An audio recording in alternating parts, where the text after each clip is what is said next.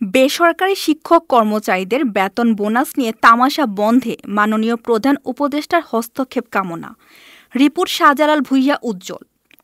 গতকাল বুধবার দুপুর ১২টায় জাতীয় প্রেসক্লাবের সামনে ইএফটিতে বেতন ভাতা প্রদানে হয়রানি ও ৩ মাস বেতন ভাতা প্রদানে কর্তৃপক্ষের ব্যর্থতা এই বিষয়ে জাতীয় শিক্ষক ফোরামের উদ্যোগে মানববন্ধন অনুষ্ঠিত হয়।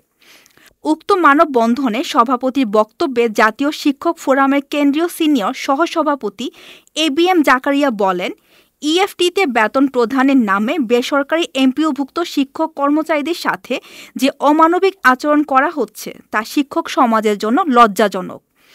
শিক্ষকরা দ্রুত বেতন পাবে এজন্য ইএফটি চালু হলেও কর্তৃপক্ষের অবহেলা ও অযাচিত ভুল ধরে হয়রানির কারণে তা আজ গলার কাটা হয়ে দাঁড়িয়েছে। যারা সাধারণ নিয়মে এ যাবৎ বেতন ভাতা পেয়ে এসেছেন তাদেরকেও কাগজপত্র ঠিক নেই বলে অজুহাত দেখিয়ে ঈদের আগেও অনেকের বিগত ৩ মাসের বেতন ভাতা প্রদানের কর্তৃপক্ষ ব্যর্থতার পরিচয় দিয়েছেন।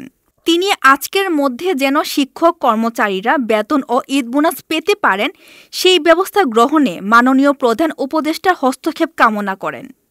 তিনি আরও বলেন, পবিত্র ঈদুল ফিতরের আগে বেতন ভাতা না পেয়ে শিক্ষকরা যদি অভুক্ত থাকে তবে ঈদ পরবর্তী সকল শিক্ষক সংগঠনকে সাথে নিয়ে বৃহত্তর কর্মসূচি প্রদান করা হবে।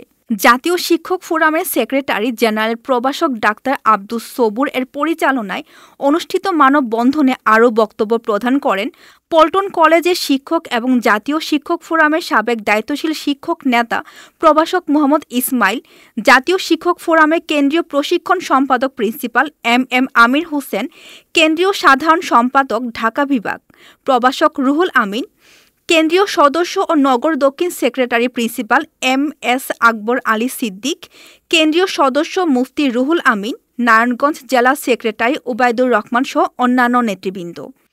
এতক্ষণ আপনাদের সাথে ছিলাম রেহানা সুলতানা প্রীতি। পরবর্তী নিউজ আপডেট পেতে চোখ রাখুন news24bd.net এর ফেসবুক পেজ এবং ইউটিউব চ্যানেলে। ধন্যবাদ।